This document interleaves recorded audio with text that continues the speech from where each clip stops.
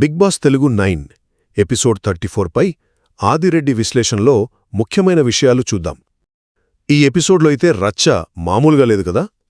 Captain Kalyan చుట్టూ ఏమో వివాదాలు, ఎత్తిపోతల పథకం, వాటర్పూల్ టాస్క్లో గొడవలు, అబ్బో, ఇంకా తనుజ దివ్య మధ్య మనస్పర్ధలు. వీటిపై ఆదిరెడ్డి ఏమన్నారో ఓ లుక్కేద్దాం. ముఖ్యంగా 3 పాయింట్స్ ఉన్నాయిక్కడ. మొదటిగా, కళ్యాణ్ కెప్టెన్సీ టాస్క్లో చీటింగ్ జరిగిందనే ఆరోపణలు. అంటే లైవ్ ఫుటేజ్లో డెమాన్ పవన్ సిగ్నల్స్ ఇచ్చాడనే డౌట్సున్నా పక్కాగా చెప్పలేమని ఆదిరెడ్డి అంటున్నారు. అందుకే ప్రస్తుతానికి కళ్యాణ్కి బెనిఫిట్ ఆఫ్ డౌట్ ఇవ్వాలన్నది ఆయన మాట.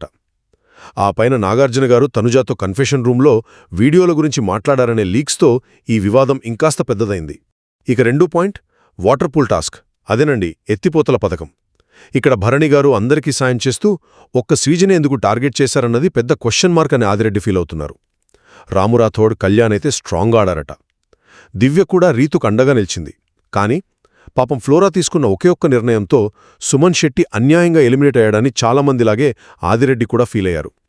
డెమాన్ పవన్ ఓడినా స్పోర్టివ్గా ఉండటం మాత్రం మంచి విషయమన్నారు. ఫైనల్గా తనుజ వర్సెస్ దివ్య గొడవ. కెప్టెన్సీ పోటీ లాస్ట్ రౌండ్లో దివ్యకి మాట ఇచ్చి కూడా చివరి నిమిషంలో కళ్యాణ్ని ఎంచుకుంది తనుజ. దీంతో దివ్య చాలా హర్ట్ అయింది కదా. ఇక్కడ ఆదిరెడ్డి పాయింట్ ఏంటంటే, ఇద్దరి వైపు వాదనలున్నాయి. మాట నిలబెట్టుకోవాలని దివ్య ఆశిస్తే ఆ క్లిష్ట పరిస్థితుల్లో తన ప్రాధాన్యతలు వేరని, అందుకే సారీ చెప్పానని తనుజ అంటోంది. మొత్తంగా చూస్తే ఈ ఎపిసోడ్ మంచి పోటీ, కొన్ని వివాదాస్పద నిర్ణయాలు, మారుతున్న రిలేషన్స్తో ఆసక్తికరంగానే సాగిందనమాట.